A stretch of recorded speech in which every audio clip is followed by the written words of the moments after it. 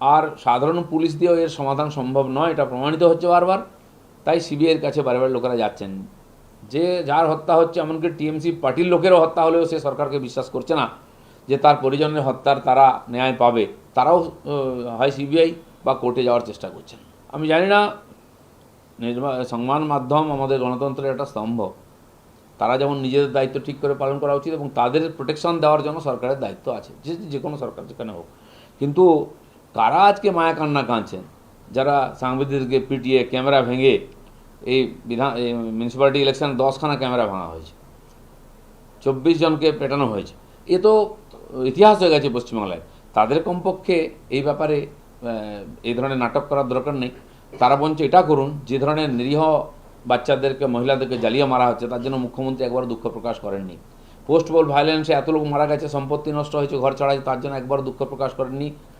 তো সেই সরকারের কাছ থেকে খুব বেশি সমবেদনা আশা করা যায় না। আর যদি করেন তাহলে এটা নাটক মনে করতে হয়। আমার মনে হয়, আমরা বারবার বলেছি, সরকার বিশেষ করে হোম মিনিস্টার বা হোম ডিপার্টমেন্ট থেকে হস্তক্ষেপ করা উচিত। তারা বারবার চিঠি লিখেছেন, অফিসারদের পাঠিয়েছেন, টিম পাঠিয়েছেন। যে তথ্য উঠে আসছে সারা ভারতবর্ষে, কেন আমি অতি সম্প্রতি বিদেশ ঘুরে এলাম, হল্যান্ড থেকে আসছি, সেখানেও দেখছি বাঙালি যারা আছেন, ভারতীয় যারা আছেন, খুবই চিন্তিত আছেন পশ্চিমবাংলাকে নিয়ে।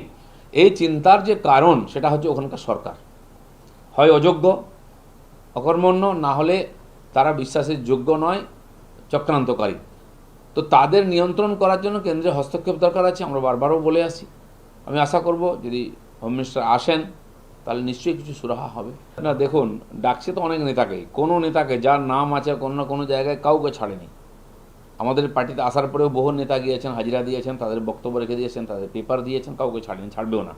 কিন্তু যেখানে বীরভূমের মতো এদেশে জঘন্য ঘটনা ঘটে, মানুষ গিয়ে জাজমেন্টের জন্য, এর জন্য, জাস্টিসের জন্য কোর্টে যান বারবার, সেই রাজ্যে কি এই ধরনের কথা বলার অধিকার কারো আছে যে কেন সিবিআইডি রাখছে? কোর্ট বারবার প্রত্যেকটি কেসে সিবিআই ইনকোয়ারির দায়িত্ব ঘোষণা করছেন, আর সাধারণ মানুষ বা যারা ক্ষতিগ্রস্ত তারা কোর্টে যাচ্ছেন। তো এরপরে আর কোথায় সরকার থাকলো?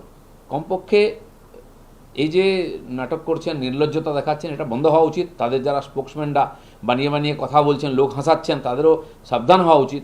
কমপক্ষে মিনিমাম রেসপন্সিবিলিটি, মিনিমাম একটু মানবিকতার পরিচয় দেওয়া उचित टीएमसी पार्टी एवं सरकारें। विदेश में जाके हम अपने भाषा में बात कर रहे हैं क्योंकि इतना भारतीय वहाँ हैं।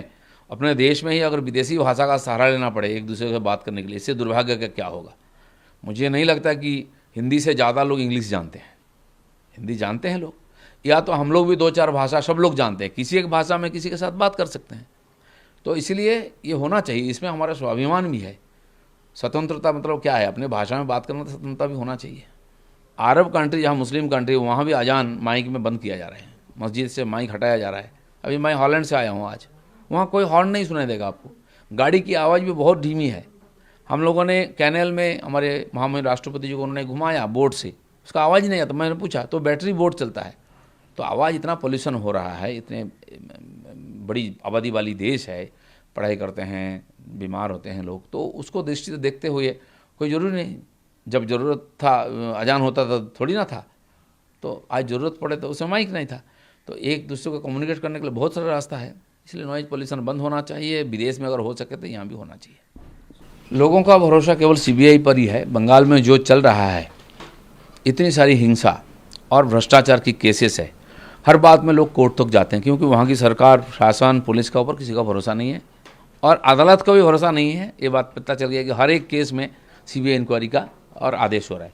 तो इसीलिए सीबीआई के ऊपर लोगों का भरोसा है और सीबीआई ने जिस प्रकार से काम शुरू किया है, और मुझे लगता है कि इस प्रकार जो केस काफ़ी पुराना पेंडिंग केस है, जो बदमाश है, अन्याय करने के बाद उनको लगता है कोई हमको छू नहीं सकता है, उनका भी एक्टिविटी में थोड़ा सा रुकाएगा। और सामान्य जनता जो निराश हताश हो चुकी है, चाहे जुडिशरी हो चाहे एडमिनिस्ट्रेशन हो, सबसे उनको भी थोड़ा सा अपने भारत की जो शासन व्यवस्था उस पर भरोसा आएगा, और वो होना चाहिए। बंगाल से अपराध करने के बाद या तो दूसरे प्रदेश में भाग जाते हैं या तो बांग्लादेश भाग जाते हैं लोग। पोस्ट पोल वायलेंस में इतने लोग मारे गए तो उसका एफआईआर तो पुलिस नहीं ले रहा था। सीबीआई होने के बाद सीबीआई का ऑफिसर जगह पहले एफआईआर करा रहे हैं, लगभग 56 हमारे कार्यकर्ता मारे गए हैं, उसके बाद इंक्वायरी हो रही है। तो ये संगीन परिस्थिति है। सीबीआई ही एकमात्र आशा है और मुझे लगता है कि सीबीआई सही दिशा में जा रही है।